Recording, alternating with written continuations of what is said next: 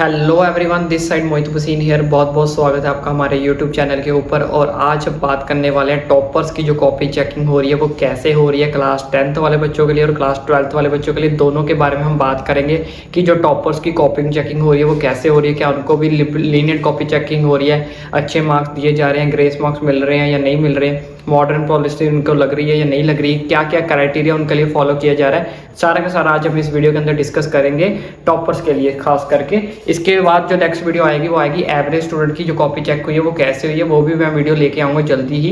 इसके बाद ही वो नेक्स्ट वीडियो आएगी। तो अगर आपने हमारे चैनल को सब्सक्राइब नहीं किया तो चैनल को सब्सक्राइब भी जरूर कर ले। तो चलिए सबसे पहले बात करते हैं lenient copy checking, toppers copy checking. जैसे मैंने बताया कि अपडेट हम यहाँ पे आपके लिए लेके आए हैं। तो सबसे पहले बात कर ले कि lenient copy checking, lenient checking क्या, टॉपर्स की भी लीनियंट चेकिंग हो रही है? जी हाँ, बिल्कुल यस, लीनियंट्स की भी जो चेकिंग हो रही है, टॉपर्स की भी जो कॉपी चेकिंग हो रही है वो बिल्कुल एकदम क्या हो रही है, लीनियंट हो रही है। इसमें कोई डाउट नहीं है, कोई शक नहीं है। तो आप कंफर्टेबल रहिए कि आपकी जो कॉपी चेकिंग हो रही है वो लीनियंट हो रही है। नो स्ट्रिक्ट चेकिंग, जी हाँ, बिल्कुल भी कोई स्ट्रिक्ट चेकिंग नहीं हो रही है आपकी। जैसे बाकी बच्चों की चेकिंग हो रही है वैसे ही आपकी चेकिंग हो रही है। ऐसा नहीं कि अगर आप टॉपर्स हो तो आपको स्ट्रिक्ट चेकिंग की जाएगी, आपके नंबर्स काटे जाएंगे फालतू के। ऐसा कोई भी अभी तक प्रोसीजर जो है फॉलो नहीं किया गया है। आपको भी जो है खुले दिल से नंबर दिए जा रहे हैं। कुछ कुछ जगह पे आपके नंबर जो है वो कसे जा रहे हैं, वो किस लिए कसे जा रहे हैं, काटे जा रहे हैं, वो मैं आपको इस वीडियो के अंदर वो भी बताऊंगा। तो ये दो प्रोसीजर तो मैंने आपको बता दी कि आपकी कॉपी जो चेकिंग हो रही है वो लीनियंट हो रही है। यस, बिल्कुल लीनियंट कॉपी चेकिंग हो रही है। नो स्ट्रिक्ट चेकिंग, कोई भी किसी तरह की स्ट्रिक्टनेस नहीं हो रही कि आप टॉपर्स हो तो आपके ऊपर पूरी तरह से स्ट्रिक्टनेस दी जाए। नेक्स्ट बात करते हैं स्टेप मार्किंग। जी हाँ, आपको स्टेप मार्किंग के जो मार्क्स हैं वो दिए जा रहे हैं। यस, आपको स्टेप मार्किंग के नंबर जो है वो दिए जा रहे हैं। चाहे अगर आपने एक स्टेप लिखा, चाहे आपने 2 स्टेप लिखे, चाहे आपने 3 स्टेप लिए, हर स्टेप के हिसाब से आपको जो नंबर दिए जा रहे हैं। अगर आपने क्वेश्चन अटेम्प्ट भी किए हैं तब भी आपको जो है मार्क्स दिए जा रहे हैं। अटेम्प्ट किए भी आपको जो है वो मार्क्स दिए जा रहे हैं। इसमें कोई दिक्कत नहीं आ रही। लेकिन अब दिक्कत आ कहाँ पे रही है? अब दिक्कत बच्चों कहाँ पे आ रही है? अब जैसे मान लो आप टॉपर्स कैटेगरी में हो, मान लो जैसे मैं बात कर लेता हूँ, अगर हमारे पास 70 मार्क्स का नंबर है तो अगर आप 60 अबव हो, 60 प्लस, अगर आप 80 प्लस हो तो अगर आपके 70 प्लस मार्क्स बन रहे हैं, यानी कि टीचर्स को पता चल जाता है कि आपने बहुत अच्छे से डायग्राम बनाए हुए हैं। आपकी हैंड राइटिंग से, हैंड राइटिंग तो चलो इतनी मैटर नहीं करती, मतलब आपके लिखने के क्राइटेरिया से टीचर्स को पता लग जाता है कि ये जो बच्चा है इसने काफ़ी अच्छे एमसीक्यू भी अटैम्प्ट किए हुए हैं, काफ़ी अच्छा पेपर इसका सही कैटेगरी में जा रहा है, तो ये टॉपर्स कैटेगरी में होगा।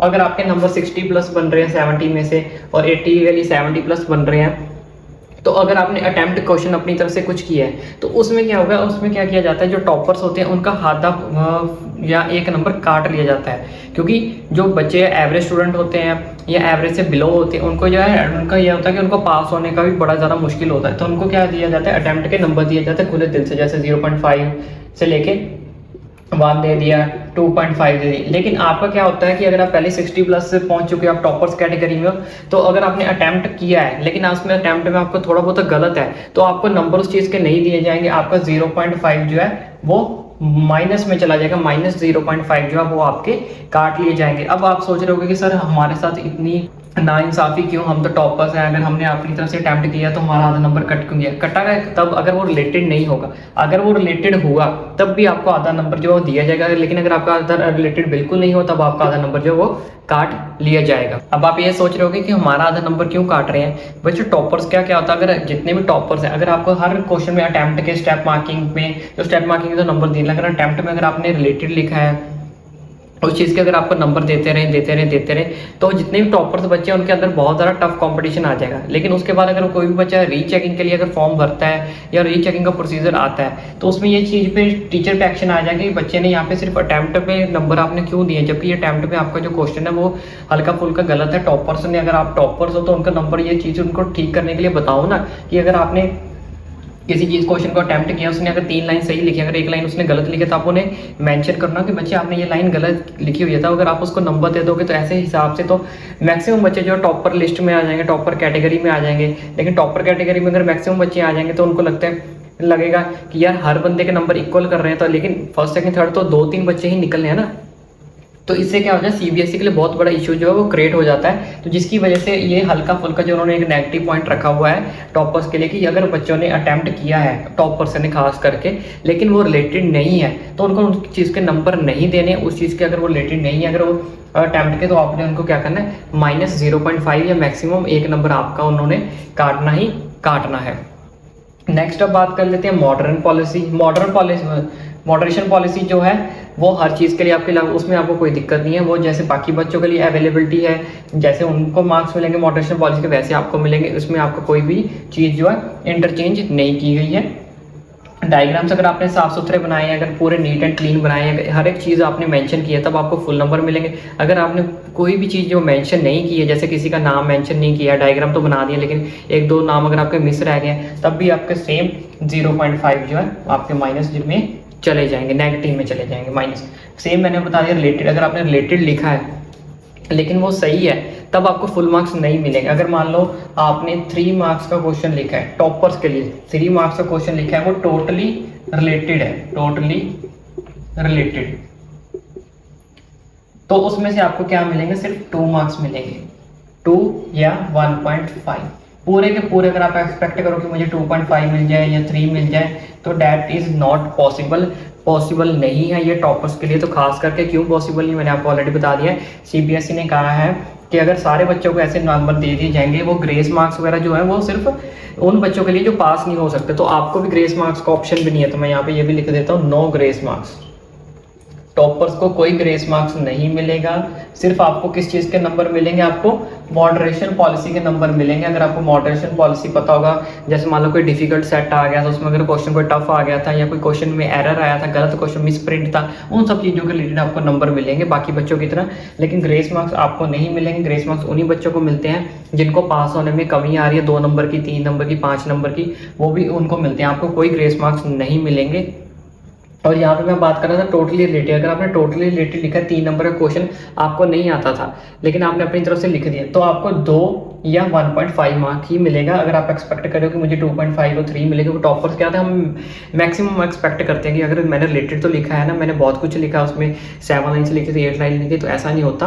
क्योंकि टॉपर्स क्या होता है, अगर टॉपर्स को अगर हम थोड़ा सा टीचर्स का मानना है, सीबीएसई का मानना है, अगर हम टॉपर्स को पिंच नहीं करेंगे थोड़ा सा, अगर यहाँ पे आपको फुल मार्क्स मिल जाए, तो नेक्स्ट टाइम क्या होगा, टॉपर्स भी इस चीज़ को सोचने लगेंगे, यार मैंने क्वेश्चन गलत तो लिखा था, मैंने 3 नंबर का क्वेश्चन गलत लिखा था, मुझे 3 के 3 मिल गए, मुझे 3 में से 2.5 मिल गए, वो मेरा क्वेश्चन सही हो गया। तो जिसकी वजह से अगर आप 10th में तो +2 में जाके आपको दिक्कत होगी, अगर +2 में तो आपको कॉलेज में जाके दिक्कत होगी, क्योंकि हर चीज़ ये चीज़ जो अप्लाई नहीं होती। अगर आप अभी से इस चीज़ को समझोगे कि जो चीज़ गलत है वो गलत है, तभी आप अपने आप को और मोटिवेट करोगे। तो सीबीएसई ने ये प्रोसेस इसीलिए शुरू किया ताकि बच्चों को आगे जाके दिक्कत ना आए, बच्चे अपने आप को और मोटिवेट करें कि मेरा ये क्वेश्चन गलत था, नेक्स्ट टाइम ये मेरा क्वेश्चन जो है वो गलत ना हो। अब कुछ बच्चे सोच रहे होंगे कि सर ऐसे तो आधा आधा करके मेरे बहुत ज़्यादा नंबर कट जाएंगे, तो मैं 60+ अगर एक्सपेक्ट कर रहा हूँ तो मैं तो 50 वाली लाइन में चला जाऊँगा, कि अगर मैंने 60+ बनने तो मैं 50 वाली लाइन में चला जाऊँगा, अगर मेरे 70 बन रहे हैं तो मैं 60 वाली लाइन में चला जाऊँगा।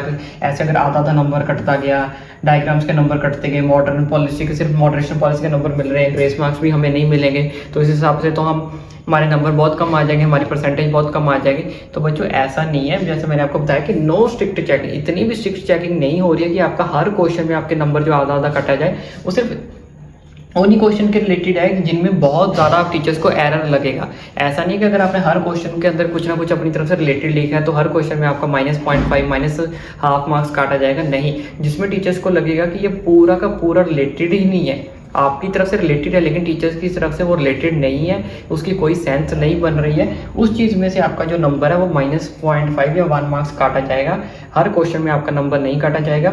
इतनी भी स्ट्रिक्ट चेकिंग नहीं हो रही है, लीनियंट कॉपी चेकिंग हो रही है। तो आप एक्सपेक्ट इतना मत करिए कि मेरे नंबर जो है वो बिलो जाएंगे, आपके नंबर बिलो नहीं जाएंगे, आपके नंबर जो है वो परसेंटेज से हाई जाएंगे। मान लो अगर एग्जाम्पल दे देता हूँ, अगर आप 58 एक्सपेक्ट कर रहे हो तो 58 की जगह आप एक्सपेक्ट करो 62 तक आप आराम से पहुँच जाओगे, इन सब चीज़ों के होने के बावजूद भी।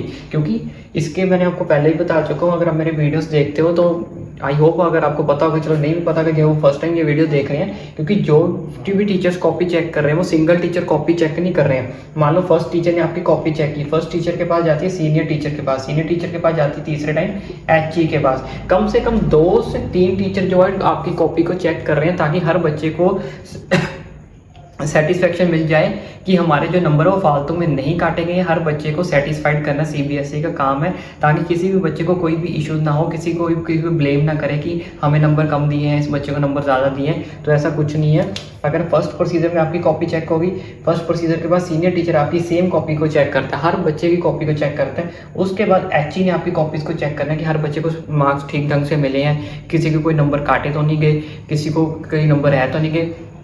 अगर टॉपर्स के भी अगर कहीं जगह 1.5 लगे हैं, अगर टीचर को लगता है कि इसके 1.5 बनते हैं, लेकिन वो सीनियर टीचर को नहीं लगता कि इसके 1.5 बनते हैं, तो सीनियर टीचर इसके नंबर बढ़ा सकता है। चाहे वो पढ़ाने को 0.5 भी बढ़ा सकता है, पढ़ाने को 1 भी बढ़ा सकता है, डिपेंड अपॉन क्वेश्चन। ऐसा नहीं कि जो फर्स्ट टीचर ने नंबर दे दिया वही सेकंड टीचर रखेगा, वही थर्ड टीचर रखेगा। इन दोनों में से अगर किसी को डाउट लगता है तो आपके नंबर वहाँ पे बढ़ सकते हैं। इसलिए मैंने बोला कि अगर आप 58 एक्सपेक्ट करते हो तो ऐसा मत सोचो 2 टीचर्स ने आपने और चेक करने हैं, ये आपके नेगेटिव नहीं करेंगे, आपके पॉजिटिव में भी करेंगे। तो आप 62 को एक्सपेक्ट करो कि मेरे नंबर जो इस बार एक्सपेक्टेशन से रिजल्ट आएगा, क्योंकि सीबीएसई का मानना है इस बार रिजल्ट जो काफ़ी ज़्यादा अच्छे होने वाला है। जितने भी मैंने टीचर से बात किया सबका यही कहना है कि इस बार जो परसेंटेज है पीपी पासिंग परसेंटेज बहुत ज़्यादा हाई होने वाली, मतलब बहुत तगड़े वाला कंपटीशन होने वाला है। तो ये थी टॉपर्स के रिलेटेड मेरे पास जो भी इन्फॉर्मेशन मैंने कलेक्ट की थी टीचर से।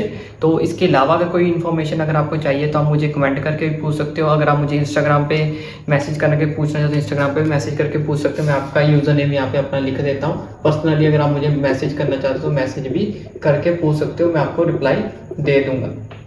mohitbasin.26 कमेंट करके पूछना चाहते कमेंट करके पूछ लेना। तो इतनी अच्छी न्यूज़ दी है, टेंशन मत लो, आपके नंबर बहुत ज़्यादा आएंगे, एक्सपेक्टेशन से बढ़कर नंबर आएंगे। इसी खुशी में चैनल को सब्सक्राइब करना ना भूलें।